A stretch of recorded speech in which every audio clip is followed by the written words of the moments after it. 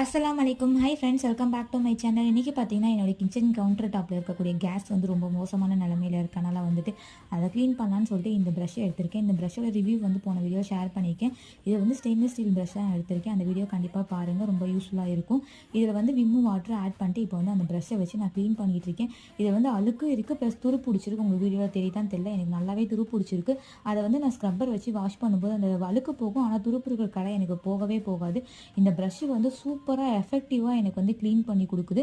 நான் வந்து நல்லா பெண்ட் பண்ணி நல்லா க்ளீன் பண்ணுறேன். அந்த கார்னரெல்லாம் என்னால் க்ளீன் பண்ணவே முடியாது. இந்த ப்ரஷ்ஷை வச்சு ரொம்ப ஈஸியாக வந்து அந்த கார்னரெல்லாம் என்னால் க்ளீன் பண்ண முடியுது.